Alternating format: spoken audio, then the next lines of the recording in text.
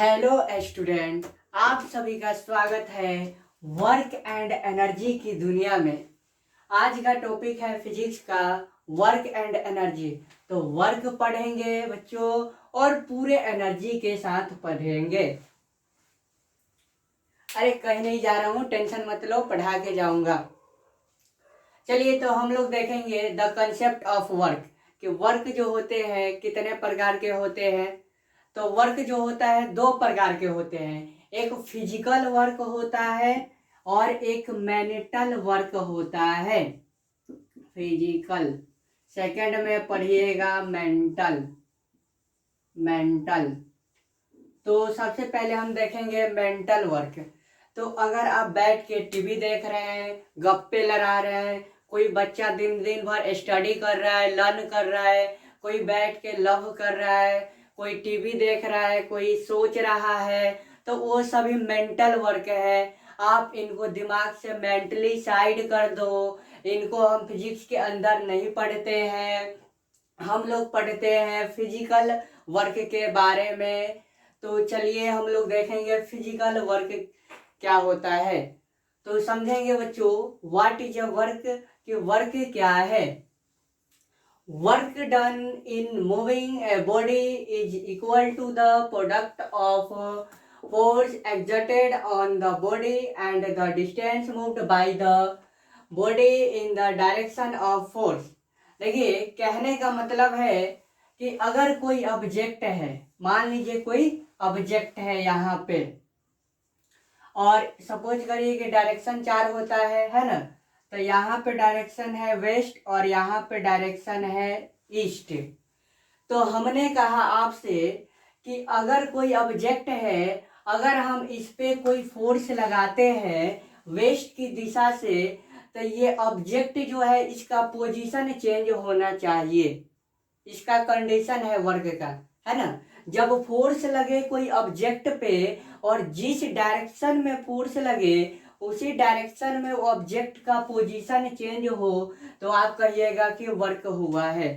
अगर मैंने आपसे कहा कि मैं इस बोर्ड पे वर्क कर रहा हूँ, तो ये वर्क नहीं हुआ, क्योंकि मैंने तो फोर्स लगाया इस बोर्ड पे, लेकिन इसका कोई पोजीशन चेंज हुआ नहीं हुआ, इसलिए यहाँ पे कोई वर्क नहीं हुआ। समझ आया।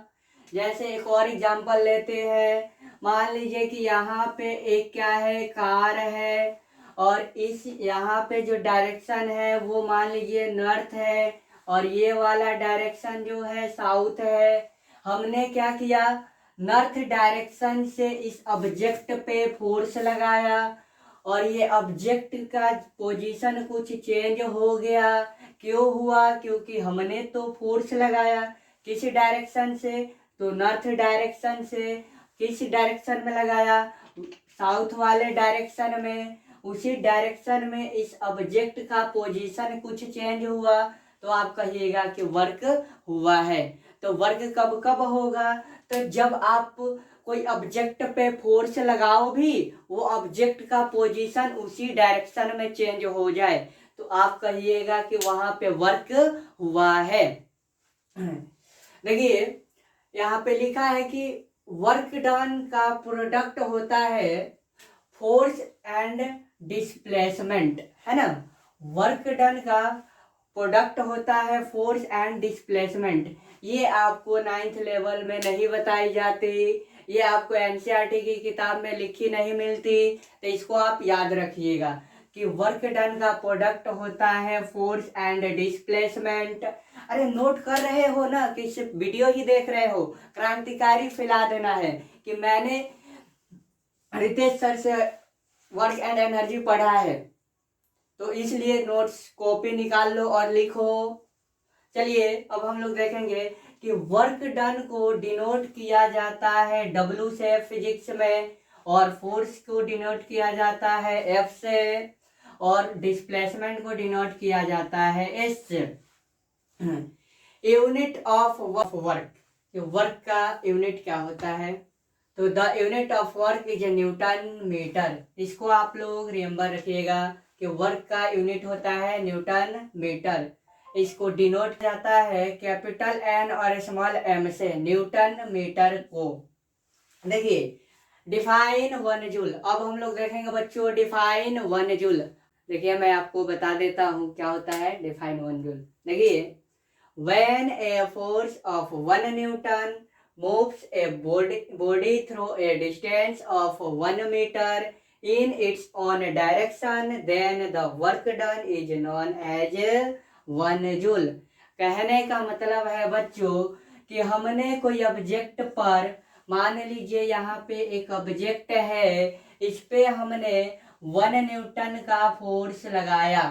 कितने न्यूटन का? तो 1 न्यूटन का फोर्स लगाया और ये ऑब्जेक्ट जो है 1 मीटर ये डिस्टेंस इसका चेंज हो जाए तो हम कहेंगे कि डिफाइन 1 जूल हुआ।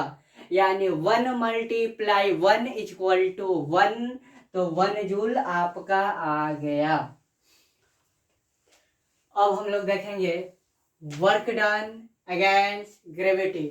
अभी हम लोगों ने देखा था सिंपल वर्क डन में कि वर्क डन का जो प्रोडक्ट होता था फोर्स इनटू डिस्प्लेसमेंट होता था, लेकिन अभी हम लोग क्या पढ़ेंगे वर्क डन अगेंस्ट ग्रेविटी कब कब होता है। तो देखिए कब कब होता है when work done against gravity, तो जब जब होता है जब the amount of work done is equal to the product of weight of the body and the vertically distance through which the body is lifted. कहने का मतलब है कि मान लीजिए यहाँ पे एक बॉडी है और यहाँ पे एक सीढ़ी दिया हुआ है ना, तो ग्रेविटी क्या करती है नीचे की तरफ कोई ऑब्जेक्ट को खींचती है, लेकिन ये बंदा क्या कर रहा है ये सीढ़ी के पर चढ़ रहा है। क्या कर रहा है? चढ़ रहा है। यानी ग्रेविटी के अकॉर्डिंग ये काम कर रहा है। और कैसे कर रहा है? तो वर्टिकली डिस्टेंस ले रहा है ना। वर्टिकली का मतलब सीधा स्ट्रेट लाइन है ना। तो सिंपली बात है कि इसका कुछ ना कुछ हाइट होगा। बोलिए क्या है? इसका कुछ वेट होगा। बिल्कुल सही सर, वेट होगा। और तुम ये देख रहे हो कि ये क्या कर रहा है? हाइट पे चढ़ रहा है। तो तुम जानते हो कि बाबू वेट का प्रोडक्ट होता है मास इनटू ग्रेविटी। क्या होता है? Mass into gravity. तो वर्क इक्वल टू mg हो गया। और आपने ये भी देखा कि ये वर्टिकली डिस्टेंस चढ़ रहा था, यानी इसका कुछ ना कुछ हाइट पे चढ़ रहा था। तो यहाँ पे मैं लिख सकता हूँ वर्क डन अगेंस्ट ग्रेविटी का फॉर्मूला लिख सकते हैं mass into gravity into height. तो समझ आ गया ये फॉर्मूला कैसे बना। अब देखिए यहाँ पे लिखा है W equal to work done, यानी वर्क डन को डिनोट करते हैं W से। M का मतलब क्या होता है? तो देखिए मास ऑफ द बॉडी, एक शरीर का मास है ना, जैसे ये बॉडी है इसका कुछ ना कुछ मास होगा। जी का मतलब एक्सेलरेशन ड्यू टू ग्रेविटी। उसके बाद H दिया है, तो H का मतलब होता है height through which the body is lifted. और दोस्तों के साथ काफ़ी ज़्यादा से ज़्यादा शेयर कीजिए जिससे हम लोग का वीडियो जो है ग्रो कर सके। Thank you very much video देखने।